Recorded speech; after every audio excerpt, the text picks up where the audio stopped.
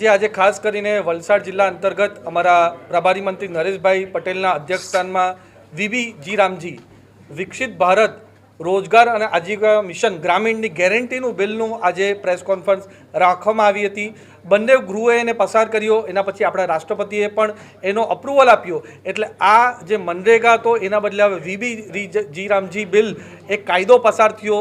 આમાં મુખ્ય જોગવાઈ પહેલાં જે મનરેગા હેઠળ 100 દિવસની રોજગાર આપવામાં આવતી હતી એના બદલે 125 દિવસની રોજગારી આપવામાં આવશે। પહેલાં જે પૂરી મેન્યુઅલ એન્ટ્રી થતી હવે પૂરું ડિજિટાઇલાઇઝ પૂરું થવાનું છે, બાયોમેટ્રિક થવાનું, જેનાથી કોઈ પણ જાતની ગેરરીતિ નહીં થશે। ત્રીજું સૌથી મહત્ત્વપૂર્ણ, હવે જેટલા પણ કામ આ નવા બિલ હેઠળ થશે એનું પૂરું જીઓ ટેગિંગ થશે, એના ફોટો પણ અપલોડ થશે, એટલે જે સાચા કામ છે એને જ પૈસા મળશે।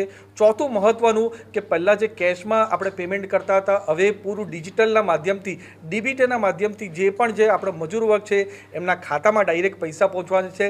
પાંચમું સૌથી મહત્ત્વનું વસ્તુ છે કે પહેલાં 15 દિવસ 20 દિવસ એમ કરીને મહિનાઓ લાગી જતા હતા પેમેન્ટ આપવામાં। આ જે નવું બિલ આવ્યું છે એમાં ગેરંટી છે કે કોઈ પણ મજૂર કામ કરે, કામદાર કામ કરે, એને 7 દિવસની અંદર જ પેમેન્ટ પૂરું એમના ખાતામાં આપવામાં આવશે। પહેલાં 75% આપણે કેન્દ્ર સરકારથી ફંડિંગ હતું, હવે નવા બિલના હેઠળ 60% કેન્દ્ર આપશે અને 40% આપણા રાજ્ય સરકાર આપશે। જે આપણા હિમાલયન રાજ્ય છે એમાં 90% આપણા કેન્દ્ર સરકાર આપશે ને 10% રાજ્ય સરકાર આપશે, અને જે કેન્દ્ર શાસિત પ્રદેશ છે એમાં 100% આપણા કેન્દ્ર સરકાર દ્વારા પૂરું ફંડિંગ આપવામાં આવશે। એનાથી પણ મહત્ત્વપૂર્ણ, જે મનરેગા બિલ હતું એમાં 260 જેટલા કામ હતા। આ જે નવું આપણું વીબી રામજી બિલ આવ્યું છે એમાં ફક્ત 4 કામ પર જ પ્રાધાન્ય આપવામાં આવ્યું છે। એમાં જળ સ્ટ્રક્ચર હોય કે આપણે ગામના એસેટ કઈ રીતના ક્રિએટ કરવાનું એની પર ભાર આપવામાં આવ્યું છે। અને જેમ વાત કરી કે આનું પૂરું ગ્રામ સભા નક્કી કરશે કે કયા કામ કરવાના છે કયા નહીં। એટલે આ નવું બિલ છે એમાં ગેરંટી છે, ને સાથે સાથે સૌથી સારું વસ્તુ જે આમાં છે, પહેલાં જે વાવણી અને કાપણીની સિઝન હોય ત્યારે આપણા ખેતરમાં આપણા ખેડૂતોને મજૂરો નહીં બનતા હતા, કારણ કે એમને ગેરંટી કાર્ડ હેઠળ મનરેગામાં કામ હતું।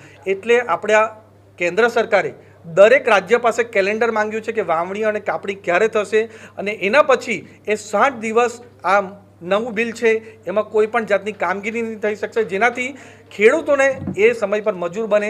એ રીતે રાજ્ય અને કેન્દ્ર સાથે મળીને કઈ રીતે આપણે સશક્ત ગ્રામ સભા અને વિકસિત ભારતનું મોદી સાહેબ સંકલ્પ લઈ રહ્યા છે એમાં આગળ વધવાનું આ પૂરી યોજના છે। આદિવાસી સમાજને કઈ રીતે લાભ થશે?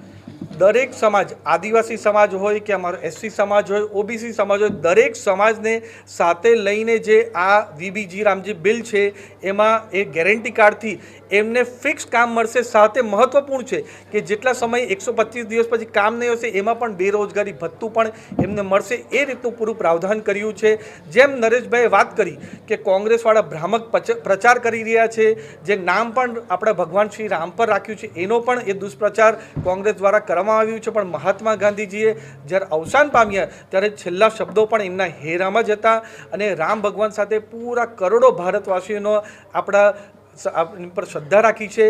જ્યારે લોકસભામાં પણ આની વાત થતી હતી ત્યારે કોંગ્રેસવાળા આદિવાસી સમાજને આનાથી અલગ રાખતા હતા, ત્યારે પણ અમે વાત કરી હતી કે આદિવાસી સમાજ માટે પણ પ્રભુ શ્રીરામ સૌથી મોટા દેવતા છે। વનવાસના સમય પણ પ્રભુ શ્રીરામ સાથે અમારા આદિવાસી સમાજ રહ્યો હતો, અને સાથે સાથે સબરીધામ માતા સબરી જે પણ આદિવાસી સમાજમાંથી આવે છે ત્યારે પણ પ્રભુ શ્રીરામ એમની સાથે ગયા છે। એટલે દરેક સમાજ આ બિલ સાથે છે।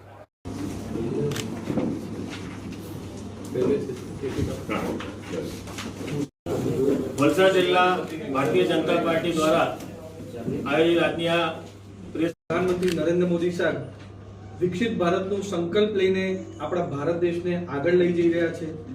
વિકસિત ભારતની વાત કરીએ તો જ્યારે આપણું ગ્રામ લેવલ પર ગ્રામ સભા અને ગામ જ્યારે આપણું એકદમ સશક્ત બને, અમારી માટેનો આજની આપણી આ પ્રેસ વાર્તા છે, તો હું પ્રથમ સાંસદ શ્રીને આની પૂર્વ ભૂમિકા મૂકવા માટે હું આમંત્રણને માન આપીને આપ સર્વે વલસાડ જિલ્લાના સૌ પત્રકાર મિત્રો પધાર્યા છે, તો આ પ્રેસ વાર્તા પ્રદેશના ઉપાધ્યક્ષ અને ધારાસભ્ય શ્રી અરવિંદભાઈ, પ્રદેશના મંત્રી સોનલબેન, ધારાસભ્ય સારી રીતે ટ્રેકિંગ કઈ રીતના કરી શકીએ એના માટે ખાસ કરીને આપણે વીબી રામજી બિલ લાવ્યા છે વિકસિત ભારત। અને ત્યાં આના જે સારા પાસા છે, પોઝિટિવ પાસા છે આપણા લોકો માટે।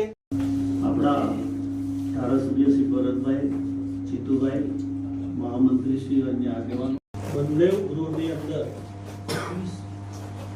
જે રીતે વિકસિત ભારત રોજગાર અને આજીવિકા ગ્રામીણ ક્ષેત્રમાં રહેતા ખેડૂતો મજૂરો એટલે 125 દિવસ સુધી લંબાવીને એની ગેરંટી સાથે કેવી રીતે રોજગારી મળી શકે, ખૂબ જ અનેક પ્રકારની એમાં જોગવાઈ કરવામાં આવી છે. આ યોજના વીબીજી રામજી અધિનિયમ 2025ની મંજૂરી બંને ગૃહમાં મળી ગઈ છે. આવનારા દિવસોમાં જે જૂની મનરેગા યોજના હતી એ જ યોજનાની અંદર કેટલાક સુધારા વધારા કરીને મજૂરોને 100 દિવસના બદલે 125 દિવસની એને રોજગારી મળી શકે, રોજગારી સાથે અનેક સારા કામો કરીને ગામનો વિકાસ થઈ શકે એવા શુભ હેતુ સાથે આ અધિનિયમ બન્યો છે. આ અધિનિયમમાં અનેક પ્રકારની જોગવાઈઓ કરવામાં આવી છે. કોઈ છેતરપિંડી નહીં થાય, ગેરરીતિ નહીં થાય અને ગેરંટી સાથે લોકોને રોજગારી સાથે ગામનો વિકાસ થાય એને પૂરેપૂરું ધ્યાન રાખવામાં આવ્યું છે. વિપક્ષો દ્વારા જે ગેરમાર્ગે દોરવાના પ્રયત્નો થઈ રહ્યા છે તો આપની પાસે અપેક્ષા છે કે આ યોજના બિલકુલ ગેરંટીવાળી યોજના છે, ગામના વિકાસને પણ ધ્યાનમાં રાખવામાં આવ્યો છે. એટલે કોઈપણ પ્રકારનો આ યોજનાની અંદર ગામજનો કે મજૂરોને અન્યાય થતો નથી, ઉલટો ફાયદા થવાના છે એ હકીકતમાં છે.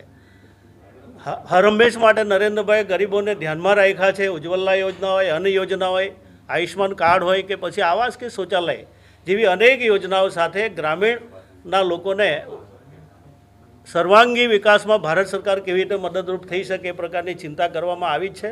જેથી આ યોજના પણ આવનારા દિવસોમાં ઐતિહાસિક યોજના એટલા માટે અમે માની શકીએ છીએ કે વિકાસની સાથે સાથે ગેરંટી સાથે લોકોને રોજગારી કેવી રીતે મળી શકે એ પ્રકારના આ અધિનિયમની અંદર જોગવાઈ કરવામાં આવી છે.